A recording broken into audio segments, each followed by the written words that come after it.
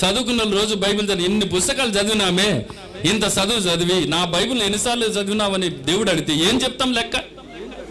అందుకే మా చర్చి యవ్వన బిడ్డలకు ఒక మాట చెప్తూ ఉంటాను, సబ్జెక్టులు ఆరేనా ఏం మాట్లాడటం 6. మొదటి సబ్జెక్టు బైబిల్ గ్రంథాన్ని పెట్టుకోండి, మిగతా అవి పెట్టుకోండి. దానికి ఎంత ప్రాధాన్యత ఇస్తున్నారో 2 దీనికి ప్రాధాన్యత ఇవ్వండి.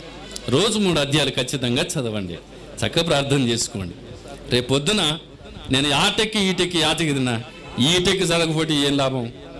బైబిల్ గ్రంథాన్ని చదవకపోతే ప్రభు అడిగాడా మనల్ని, నీకు చదివిచ్చింది ఎందుకు? నీ చదువుకోవడానికేనా, బైబిల్ చదవడానికి కాదా అని దేవుడు అడిగినప్పుడు ఏం లెక్క చెప్తాం మనం?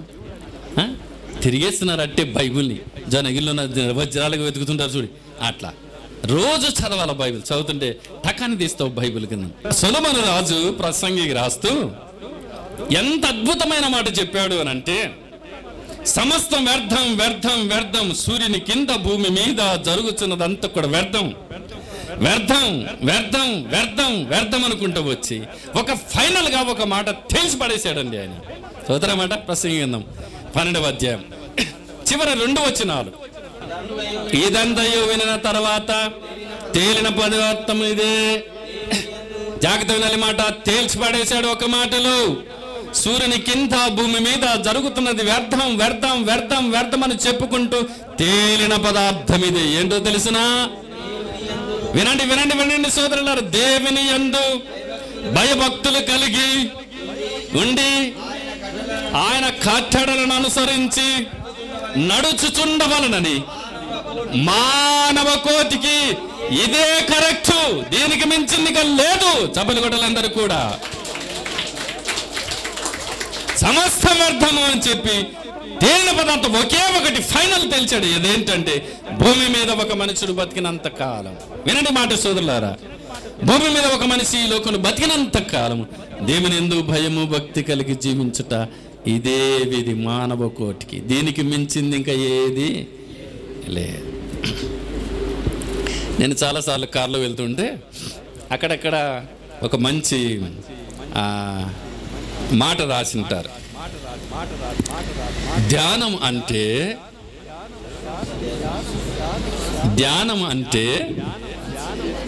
మీరు చదవలేదా? ఎందుకు చదవరు? నాకంటే ఎక్కువసార్లు చదివింటారు మీరు. ధ్యానం అంటే శ్వాస మీద ధ్యాస.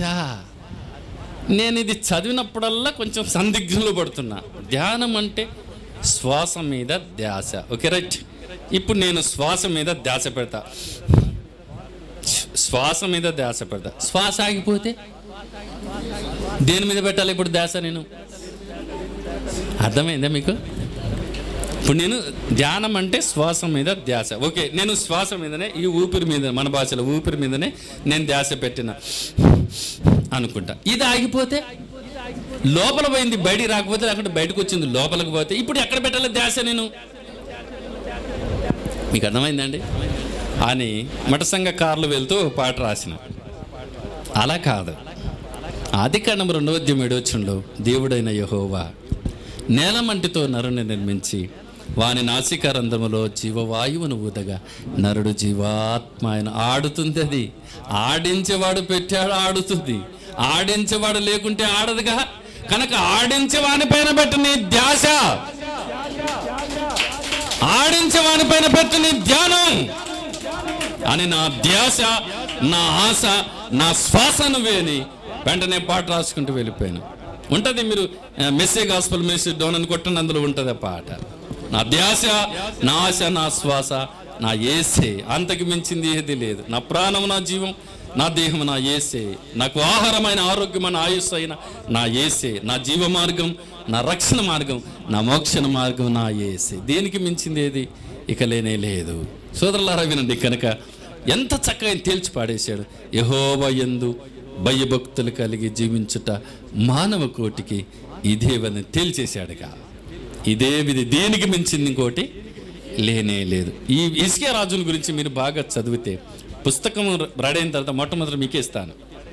దేవునికి స్తోత్రం. ఊకయ్యాను మళ్ళీ ఊకేయడానికి. ఎందుకంటే మా సంఘ బిడ్డలు ఎంత కన్నీరు కార్చారో. నేను రాసే పాటలకు ఆ ప్రింట్ అవి రికార్డు చేయడానికి, రాసే పుస్తకాలు ప్రింట్ చేయడానికి ఎంత కన్నీరు కారుస్తారో. కన్నీరు ద్వారా వచ్చే ప్రతి పైసా పరిచయకు మేము ఖర్చు పెడుతూ ఉంటాం. అందుకే ఎవరికి ఫ్రీగా ఇవ్వలేము మేము. అది యథార్థంగా నేను చెబుతూ ఉన్నాను. మీరు ఇంకా మమ్మల్ని ప్రేమించి ఒకవేళ ఇంకా ఇచ్చినా సంతోషంగా మిమ్మల్ని దీవించిపోతాం. దేవునికి స్తోత్రం. కనుక దేవుని బిడ్డలారా, హిజ్కియా రాజుని గురించి చిన్న వయస్సులోన 25 సంవత్సరాల వయస్సులోన అతడు హృదయపూర్వకంగా దేవుని మందిర సేవ జరిగించి వర్ధిల్లెను. ఎలా? క్రమముగా జరిగాను. అక్కడ మాట ఉంది, దేవుని మందిర సేవ క్రమముగా. 35వ వచనం చివరి లైన్లోన ఇలాగున యెహోవా మందిర సేవ క్రమముగా జరిగాను. వినండి, చివరకు మంచి మాట చెప్తున్నాను. నువ్వు క్రమమైన వ్యక్తిగా ఉండాలి అని, అక్రమమైన వ్యక్తిగా ఉండకూడదని, నువ్వు ఒక పరిశుద్ధమైన జీవితం జీవించాలని, నువ్వు అపరిశుద్ధుడిగా ఉండాలని దేవునికి ఇష్టం లేదు. నువ్వు నీతిమంతుగా బతకాలని, అనీతిమంతుడు ఉండటానికి ఆయనకి ఇష్టం లేదు. ఆయన పరిశుద్ధుడు కాబట్టి మనం కూడా పరిశుద్ధంగా జీవించాలని పరలోకాన్ని విడిచి ఈ భూలోకంలో జన్మించి మన నిమిత్తం ఆయన శిలువలోన ప్రాణాన్ని త్యాగం చేశాడు, రక్తాన్ని చిందించాడు. పాపంలో చేరక ప్రత్యేకమైన వాడు మన ప్రభువు. కనుక మనం చేసే ఆరాధన ప్రత్యేకంగా ఉండాలి, మన జీవితము ప్రత్యేకంగా ఉండాలి, మనం చేసే ఆరాధన ప్రత్యేకంగా ఉండాలి. మన ప్రభు పరిశుద్ధుడు, మనం కూడా పరిశుద్ధంగా జీవితం. నేను ఒక మాట చెప్తుంటాను మా చర్చి సభ్యులతో, 10 రోజులు బతికినా చాలు, పరిశుద్ధంగా బతుకు, పరలోకం చేరుతావు. ఏమండి? 10 రోజులు బతికినా చాలు, పరిశుద్ధంగా జీవించు, పరలోకం చేరుతావు. అపవిత్రత అనుకుంటే పాతాళానికి వెళుతావు, యుగ యుగమును బాధపడాల్సినటువంటి పరిస్థితి వస్తుంది. కనుక ఆ ప్రియ ప్రభువు నిన్ను నన్ను ప్రేమించి ఒక క్రమమైన వ్యక్తులుగా, ఆయన భయభక్తులు కలిగి జీవించే వ్యక్తులుగా క్రమమైన ఆరాధన చేయడానికి, మన పరిశుద్ధుడు మనము కూడా పరిశుద్ధంగా జీవించడానికి ఆ పరిశుద్ధ రక్తాన్ని నీ కొరకు నా కొరకు కార్చలేదా? ఆ రక్తముతో కడగబడిన జీవితాలు శుద్ధీకరించబడుతుంది. మన పాపములను మనము ఒప్పుకొని నేడలా ఆయన నమ్మదగిన వాడు నీతిమంతుడు గనుక ఆయన మన పాపములను క్షమించి సమస్త దుర్నీతి నుండి పవిత్రులుగా చేయను. యోహాను రాసిన మొదటి పత్రిక 1వ అధ్యాయం 9వ వచనంలో. కనుక సోదరులారా, ఇంకా ఎవరైనా ఇక్కడ మందిరానికి రాకపోతే, మార్పు లేకపోతే, ఇదిగో ఈ మాటలు నీ జీవితాన్ని దర్శించాలని, నీ జీవితాన్ని ప్రభుకు అప్పగించుకోవాలని, పరిశుద్ధుడైన దేవుణ్ణి నువ్వు స్వీకరించి నీ నోటితో ఒప్పుకొని హృదయంలో విశ్వసిస్తే నువ్వు రక్షింపబడతావని రోమాపత్రికలను పౌలు గారు చెబుతున్నాడు. కనుక సోదరులాక, తమ్ముడు, అయ్యా, ఇంకా ఎవరైనా దేవునికి దూరంగా ఉంటే, ప్రభుకు దూరంగా ఉంటే, మందిరానికి దూరంగా ఉంటే, ఇది మంచి అవకాశం. ఈ మీటింగ్లోనైనా నీతో దేవుడు మాట్లాడుతున్న విషయాన్ని మర్చిపోకుండా ఆ ప్రభుని దర్శించిన కాలం నువ్వు ఎరగకుంటే, ఈ రోజైనా తెలుసుకుంటే నీకు మేలు.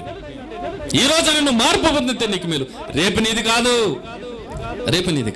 ఈ రోజైనా తెలుసుకుంటే నీకు మేలు. ప్రభు యెరూషలేము పట్టణం చూసంటే ఏ రోజైనా నువ్వు తెలుసుకుంటే నీకు మేలు. లేకపోతే రాతి మీద రాయి ఉండని పడగొట్టి నిన్ను నేల కలిపి దుమ్ము లేపే ఒకరోజు వస్తుంది. అది రాకముందే, నీ ప్రాణం పోకముందే, ప్రభు రాకముందే ప్రభు దగ్గర వేడుకున్నాం, భయభక్తులు కలిగి జీవిద్దాం. మందిర సేవలో హిజ్కియా రాజు జీవితాన్ని తీసుకొని ఆయనలాగా నువ్వు జీవించగలిగితే నువ్వు వర్ధిల్లుతావు, ఆశీర్వదించబడతావు. అటు కృప దేవుడు మనకు సహాయం చేయనుగాక.